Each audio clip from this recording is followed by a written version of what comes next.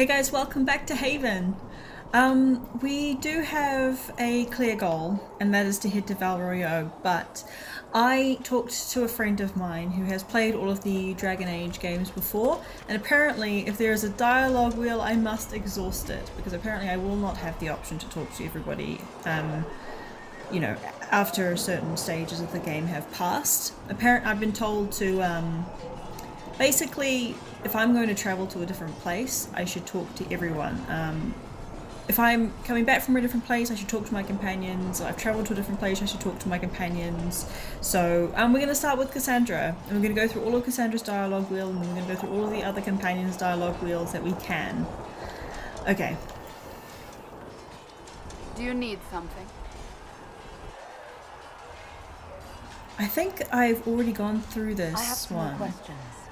Why am I not surprised? She really doesn't like me. I hope at some point she starts to like me. I'm not going to ask her that yet because I know she's not comfortable talking about it. I'll let you get back to work. And let's try the other one. Yes. Have I talked to her?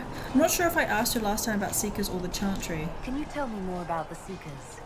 The Seekers of Truth were born from the original Inquisition long ago, when it united with the Chantry. Seekers stood above the Templars, watching over them but also investigating magical events they couldn't handle. We were meant to be incorruptible, above reproach. How seldom does reality match the ideal? Okay. But what are Seekers? But what are Seekers exactly? Those who know anything of us think we are Templars. We do not use lyrium, however. Our abilities are different, as was our original purpose. We disciplined the Templars and were accountable only to the Divine. And not even her, truthfully.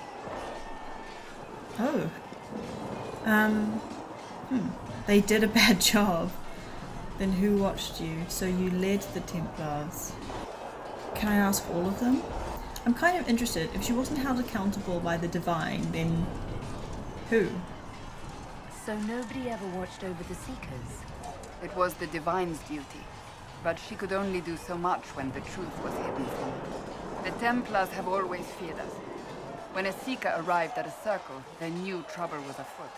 That kind of power is troubling. You begin to think you are the only one who can solve the world's problems. If you don't see a problem, it doesn't exist. If someone insists it does, they are the blind ones. Okay. Could that be fixed? Do you think that kind of problem could ever be fixed? Possibly. Though the Seekers themselves would need to change. They were clearly not willing to, even though they abandoned everything they stood for to avoid it. In my heart, I believe they can still be salvaged, but not by their own hands.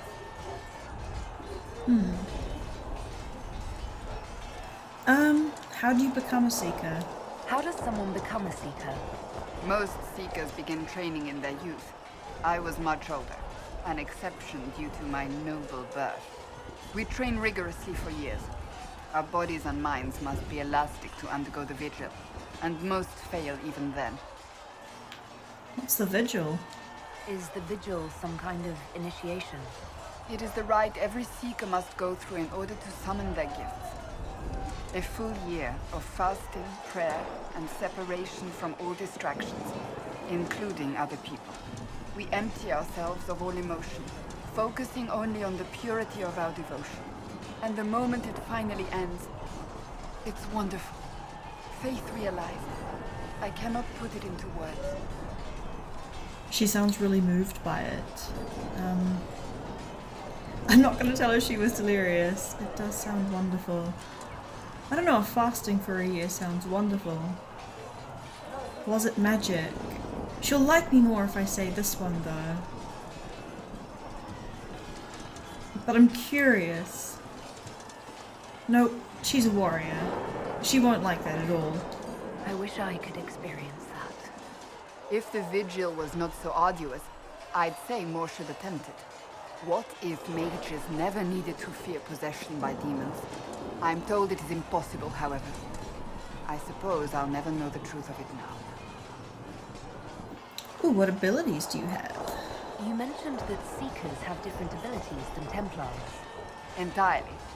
A Templar's abilities come from lyrium and are designed to hunt mages. Ours come from ritual and many years of dedicated training. We cannot be possessed by demons and are immune to mind control. Useful considering our role. Seekers can gain other gifts, but that depends on the individual. And your gifts? What kind of gifts do you have? I can set the lyrium within a person's blood aflame. Both What? mages and Templars bend before my will. Some Seekers use it to interrogate, others simply to paralyze.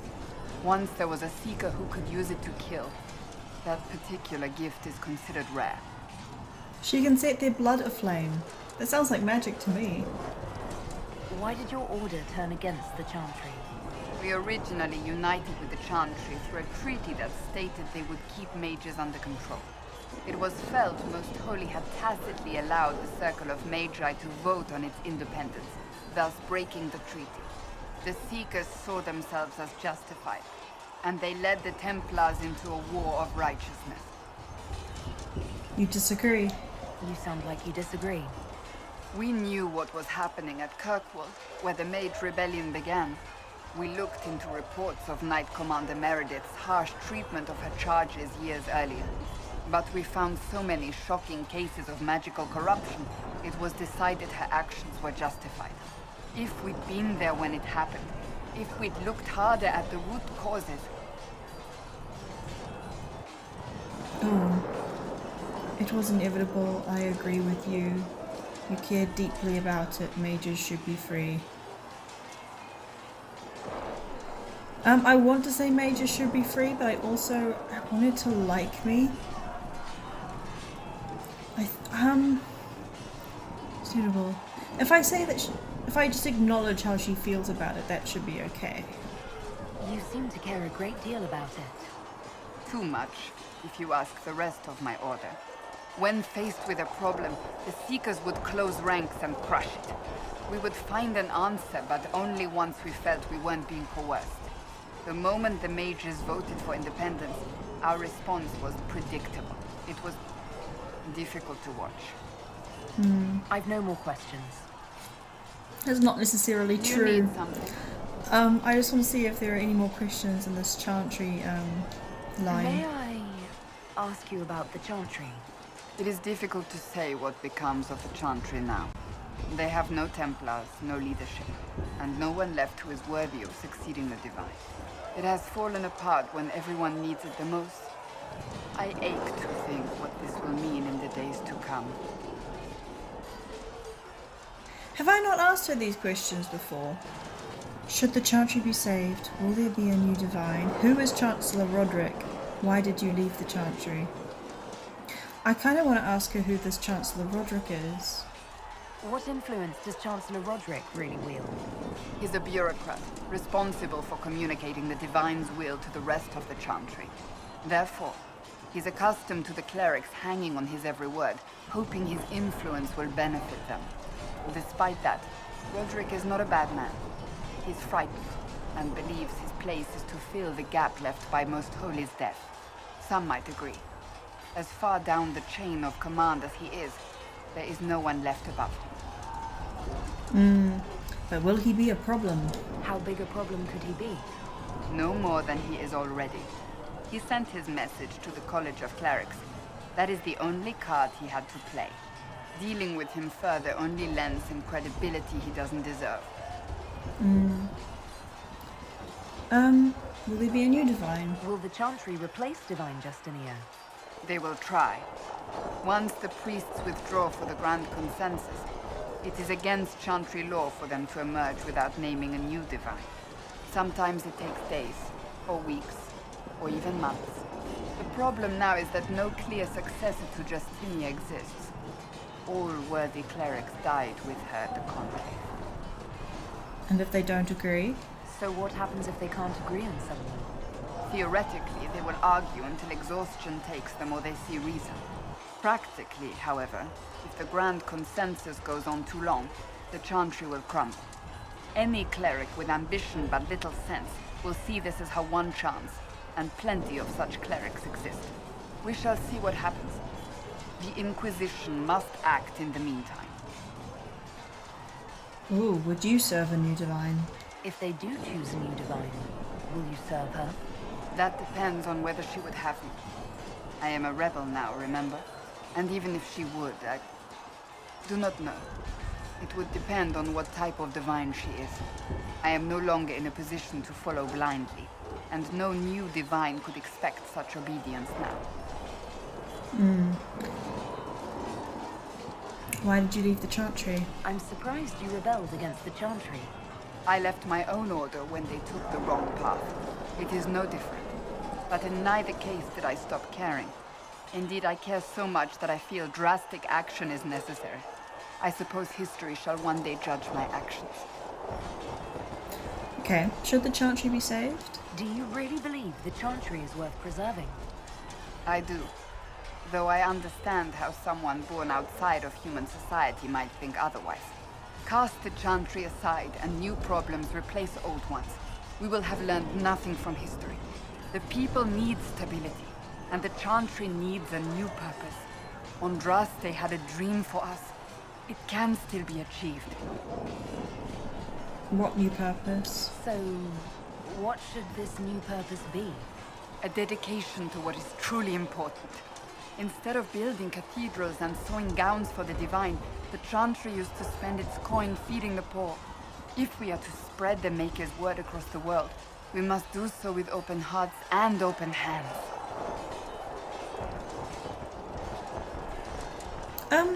You sound like an idealist option.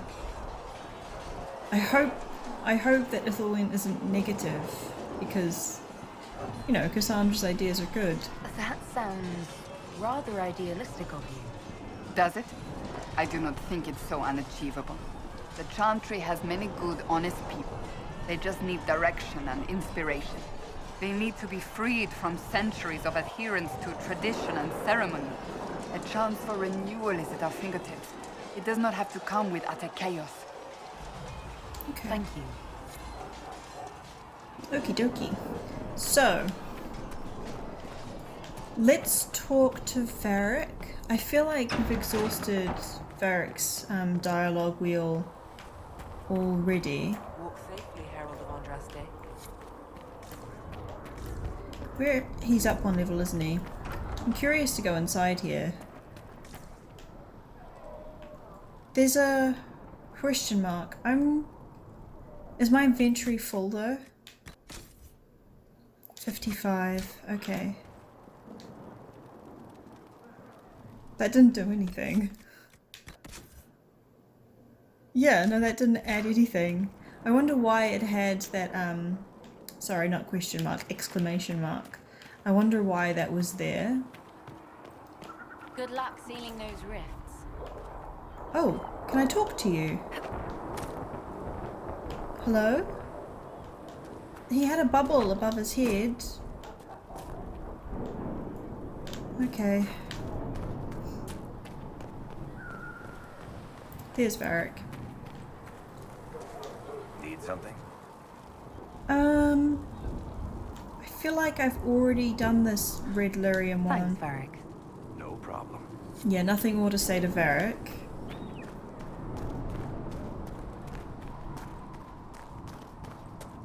May I be with you? What's this? The Singing Maiden. Have you ever heard the story of King Bedwyr?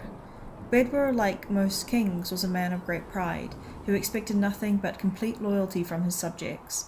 He believed the best way to achieve this was through fear. After all, those who feared him would never cross him or question his rule. Most importantly, those who feared him would always seek to please him. Bedwyr cultivated terror in his subordinates through the gleeful and unrestrained use of a contraption referred to as the Maiden. The Maiden was a hinged iron casket, as high and wide and deep as a man, with vicious spikes within, meant to pierce through the poor soul locked into it. There's something like this that exists in our history, you know, like in human history. I've seen it on like a documentary or something. Bedwyr's Maiden was a prized possession and stood in a place of honor in his throne room, often with a screaming victim inside it. Wow, what a guy. Political rivals, suspected assassins, treasonous ministers, the Maiden consumed them all. But as time passed, more people were given to the Maiden for increasingly trivial offences. The cook for oversalting the king's food, the page boy for dropping his sword. The Maiden cast a pall over the kingdom, and its people prayed for a deliverance from their cruel king. Then one day, a strange woman rode into the city. She called herself Ember, and was an emissary from a far-off land. Her leaders had heard, she said, of Bedwar's wisdom and authority, and she sought the king's counsel. The thought that he had earned the adulation of brother kings across the sea made Bedwar swell with pride, and he granted Ember an audience. They dined and danced, and through it all Ember flattered and fawned on the king. At the end of the night, Ember asked to see the Maiden, the infamous device that had given Bedwar all his power. The king, giddy with praise, proudly presented Ember with the empty contraption. Ember looked at the Maiden, sighed with disappointment, and said, "That does not look terrifying at all. I should have imagined the spikes to be much sharper." Bedwar grew red at her comment and replied, "The spikes are sharp enough. Look at the blood that still clings to them." "But it is so small," said Ember. "Are only children and women its victims?"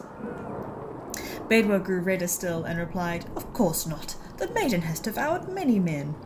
Ember shook her head and said to the king, "I do not believe it. Surely no warrior could fear this thing. A man like yourself, tall and muscled, would not fit within." The king laughed and saw a way to prove the merit of the Maiden to Ember. "I will show you how easily a man like myself could fit," he said, and with that he stepped into the device. But Ember was waiting, and no sooner had Bedwar squeezed himself into the iron casket than Ember slammed it shut on him.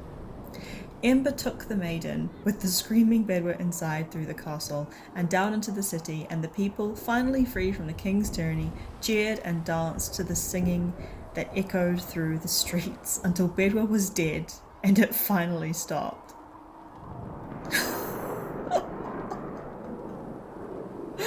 A tale often told in the Singing Maiden Tavern.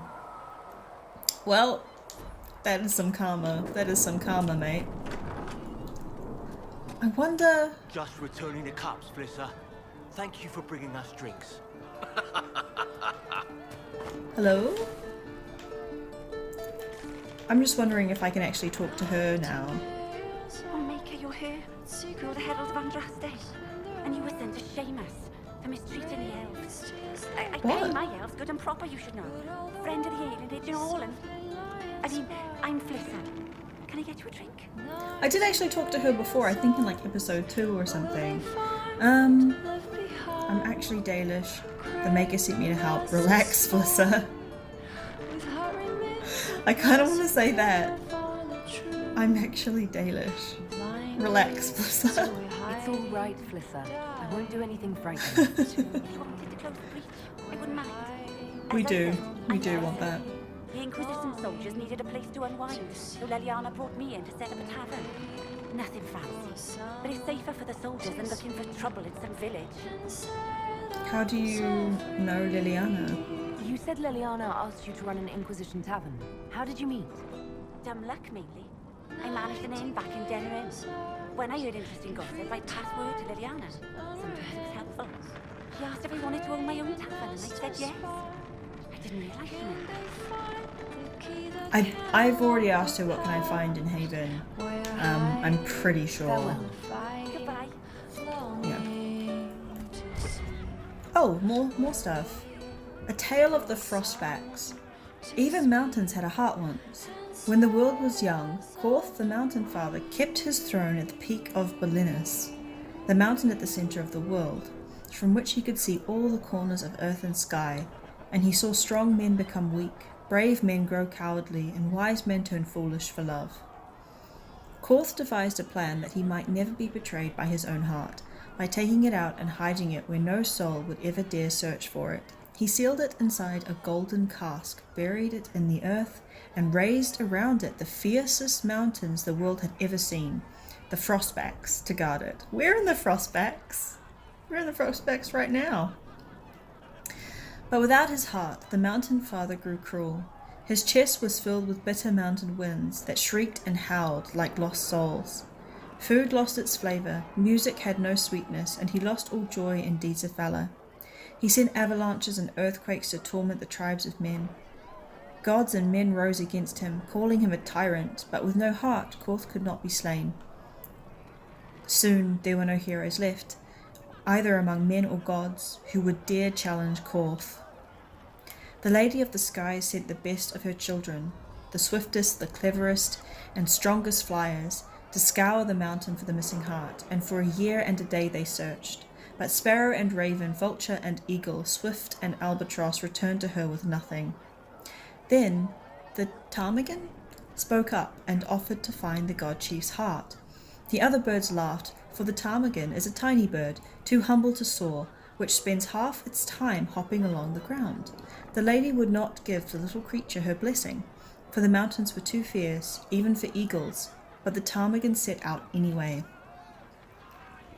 The little bird travelled deep into the Frostbacks. When she could not fly, she crawled. She hugged the ground and weathered the worst mountain winds, and so made her lonely way to the valley where the heart beat. With all the gods' terrible deeds, the heart was far too heavy for the tiny bird to carry. So she rolled it, little by little, out of the valley and down a cliff. And when the golden cask struck the earth, it shattered. The heart was full almost to bursting, and the pain of it roused the mountain god to come see what had happened. When Korth neared his heart, it leapt back into his chest, and he was whole again. Then Hakon, Winter's Breath, bound Korth's chest with 3 bands of iron and 3 bands of ice, so it could never again escape.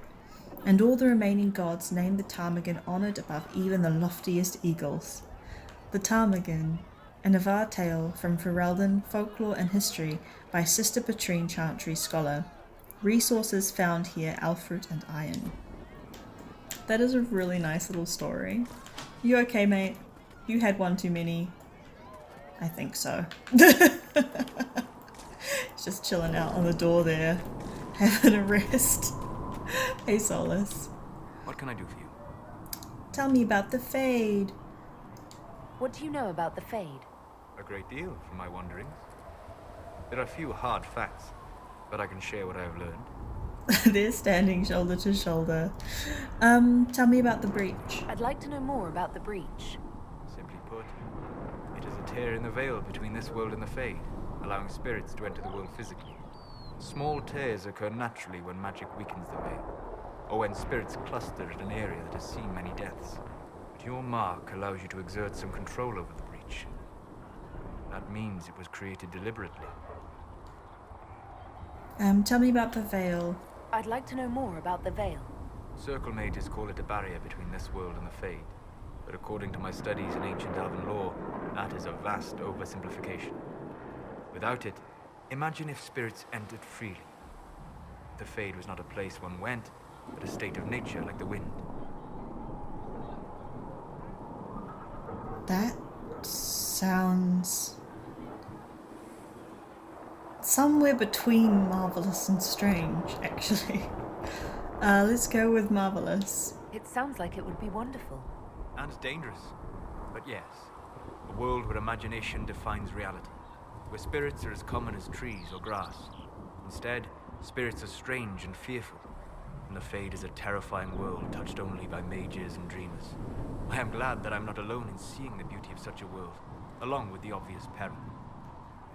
What about demons? I'd like to know more about demons. Your Dalish say the demons hate the natural world and seek to bring their chaos and destruction to the living. But such simplistic labels misconstrue their motivations, and in so doing, do all a great disservice.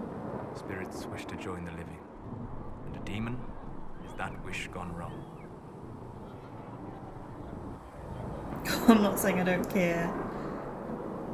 I believe him. He's most likely, he knows what he's talking about. Is there a way to coexist? To live with them?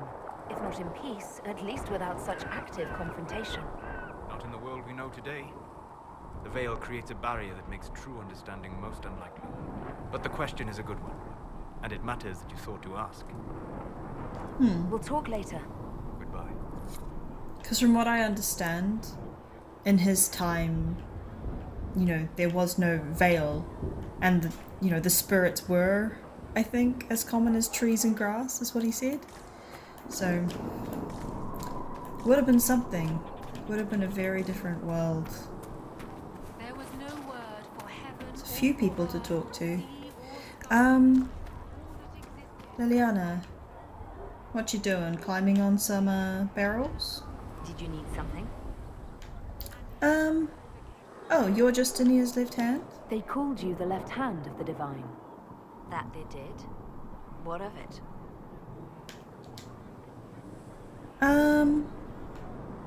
Tell me more about Justinia. I'd like to hear about Justinia.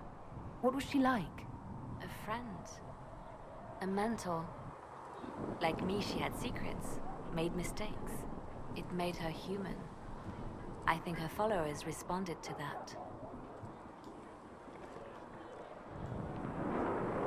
More than friends. She hasn't indicated anything like that. How did you meet? How did you and Justinia meet? I met her a long time ago, before she became divine. Before she was Justinia. When I met her, she was Mother Dorothea. I was at my lowest. Broken. Lost. And she saved me. No, wait. She hates it when I say that. I saved myself. She just showed me it was possible. This feels like an odd question to me. Were you more than friends? Does it matter? Was there something more than friendship between you? You're asking if we were lovers? Typical. Well, I she was didn't like devoted that. to her, therefore it must be romantic. No. Love is common. Love is simple. My bond with Justinia was something greater. I'm sorry. She was a sister, a mother, a teacher. So to answer your question, yes, it was more than friendship. We'll talk more later. Did you need something? I really want to exhaust these dialogue wheels. They called you the left hand of the divine. That they did. What of it? Ooh, she doesn't like me either. Her and Cass, man. Why start an Inquisition? Why don't you join my party? What is the left hand? What exactly does the left hand of the divine do? A divine always has enemies, and Justinia had more than most. I protected her. I watched, had an ear to every door. I identified threats, and I dealt with them.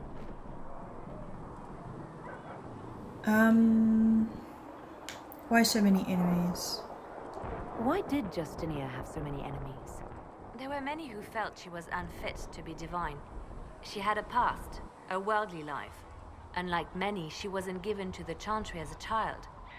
She chose it, and somehow that made her unworthy.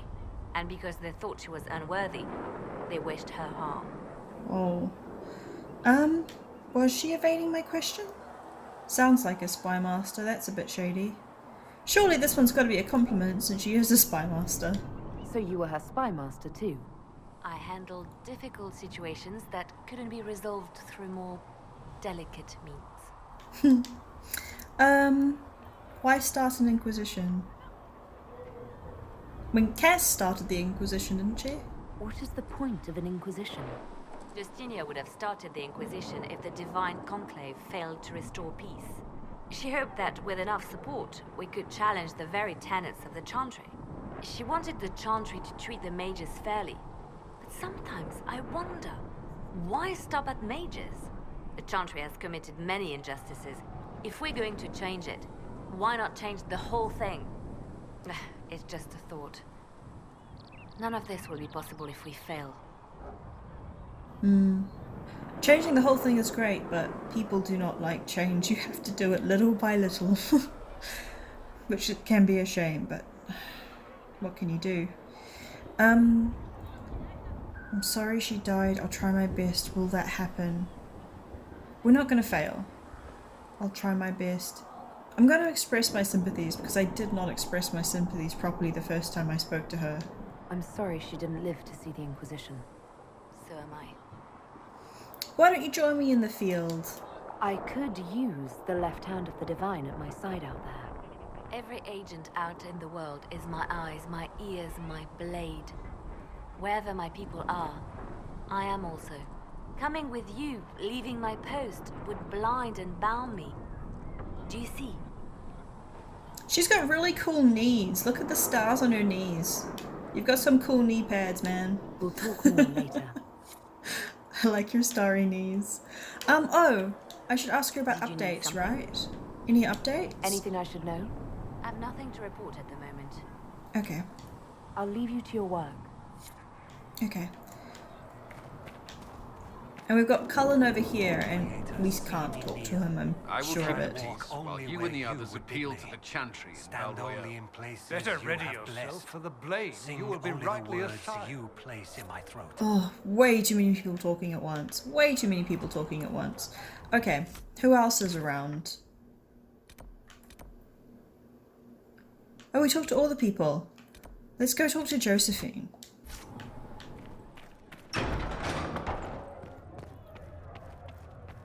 Oh, we can talk to Mother Giselle as well. Hey. Greetings, Herald of Orion. I shall weather the storm. Endure. What you How are have the people? Can you tell me how our people are doing? What would you like to know? Loved nothing. Have we not already asked these How are the questions? villagers in Haven doing? They are terrified. Many of them came here because the war between the Mages and the Templars destroyed their homes. In their minds, the death of the Divine has destroyed any chance of peace. To that, add the breach. Farmers have fled their fields. If we do not restore order, half of Thedas may starve. And people elsewhere? Do you have information on people elsewhere? The refugees in the hinterlands are desperate. Without help, starvation or war will claim many lives. Villagers in Crestwood are besieged by their own dead. They have sent word begging for assistance. People are vanishing in the hills of Emprise du Lion. It may be demons or something worse, but they are terrified. More than that I cannot say. It is a chaotic time for all in Olay and Ferelden. Farewell. Until next time, Next time being now. I greet you. I greet you too. I just asked her how the people are. Okay. Yeah, Inquisition history. Can you tell me about the original Inquisition? The original Inquisition was formed after the First Blight, well before the Chantry as we know it. The Inquisitors were hunters, zealots, who tracked and killed cultists and dangerous mages. As Andraste rose to power, the Inquisition came into her service. Instead of hunting those who would do harm, the Inquisitors spread the chant of light by force. Oh. Instead of hunting those who would do harm, the Inquisitors spread the chant of light by force.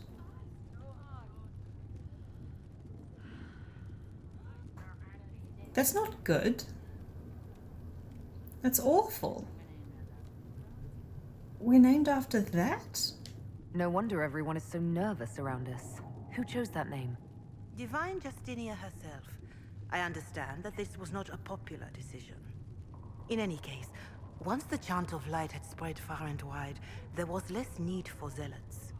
The Inquisitors became the seekers of truth, and eventually the Templars. Why bring us back so we are true believers, and now we're back? Well, I know why I'm here, because I seal rifts. So what do you mean bring us back? I'm a new entity.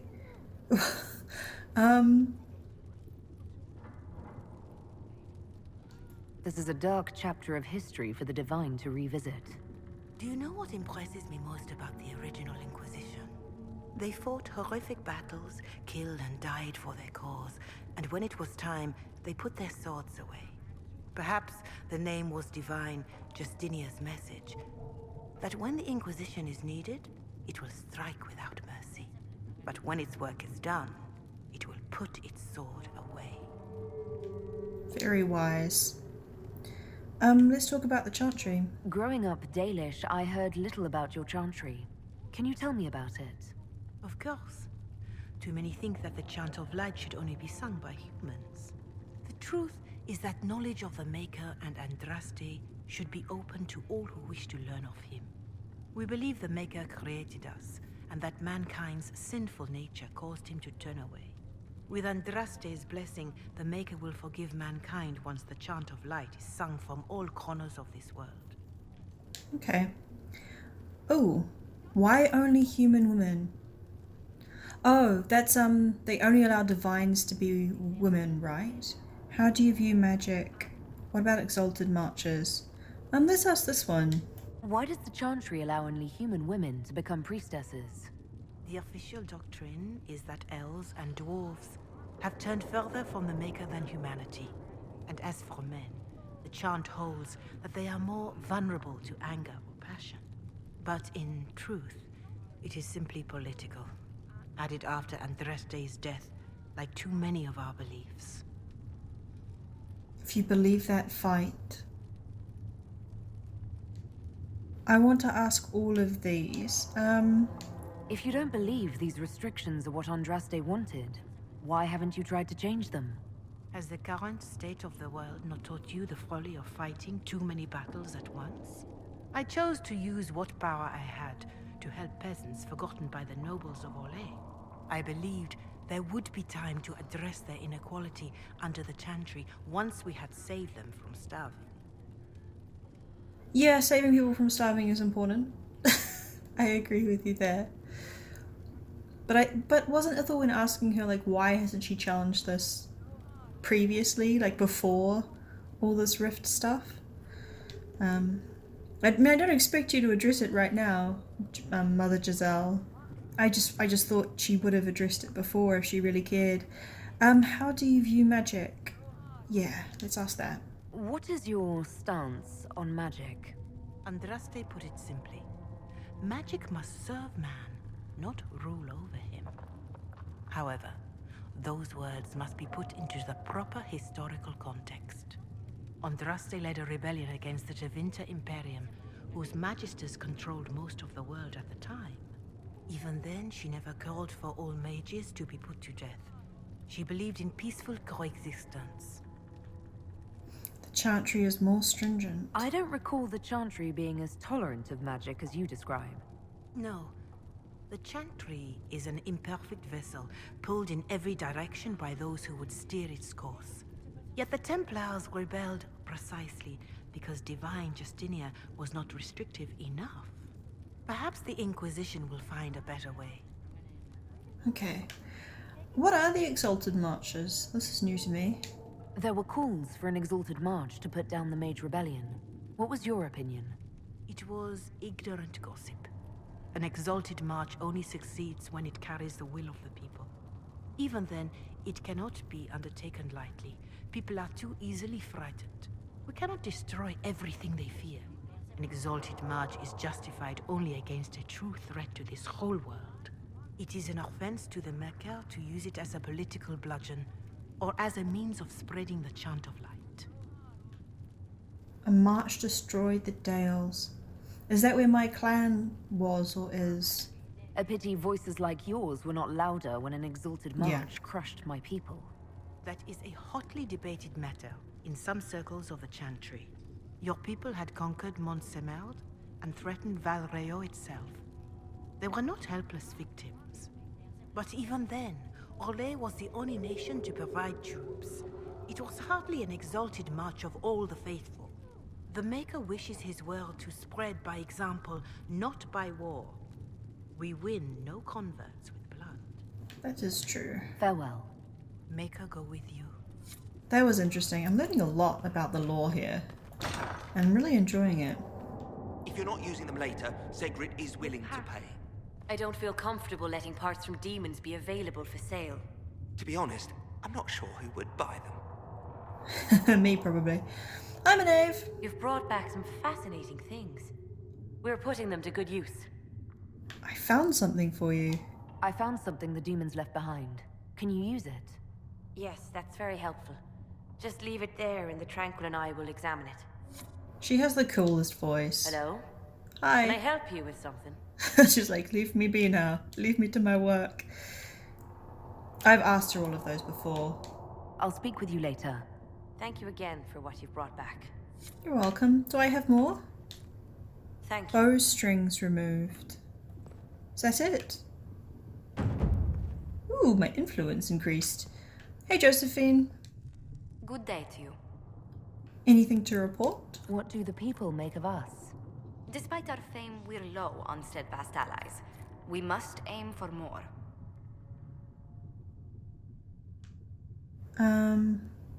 I got 2 allies. I got 2 of them when I was out and about, in the last couple of episodes. How are our guests? Do you mean the Chancellor Roderick and Mother Giselle? Any visiting dignitaries I should watch Oh out no, for? she doesn't. Sir Griffith of Denerim, a most distinguished knight of the realm. He's defeated darkspawn, slain demons, chased down abominations. Just don't ask him about it over dinner.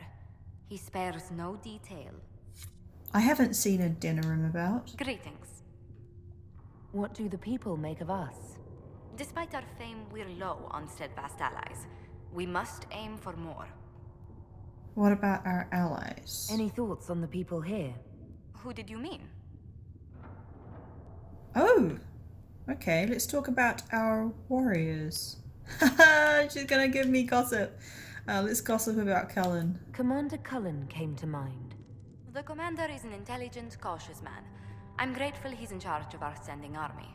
Still, he does sometimes resemble the man with a hammer to whom everything appears as a nail.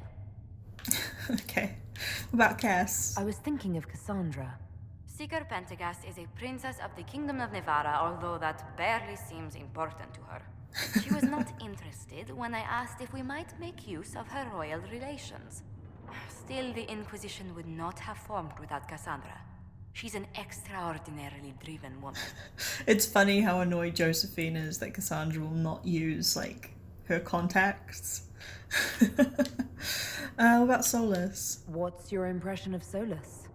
I suppose I should be wary of an apostate, but our Elven Mage has conducted himself with the utmost propriety. And he has the most fascinating stories. That is true. Roguish friends. Oh, Varric. I was thinking of Varric. Oh, I could listen to his tales for hours. He actually let me read a chapter of his next book he's writing. My friends would be sick with envy if they knew. It's excellent, but a bit different from his past works. Only 3 beheadings so far. Okay, so Varric is fairly famous then for his writing. Later. Another time. Did he? What He may must I do have. for you? Did he write books in the previous games? How'd you meet Leliana? How do you and Leliana know each other? We moved through similar circles in Norlay. I believe we actually met in Val Royeaux. Leliana was quite an accomplished player of the game by then. The game. I've heard a bit about this. What exactly do you mean when you say the game? Forgive me. The game refers to the slow duels of influence among the noble and powerful of Orlais. It's a rather light-hearted name for the matter, but our legions are fond of playful touches. Ugh, it's just chit-chat amongst nobles and pettiness and ugh.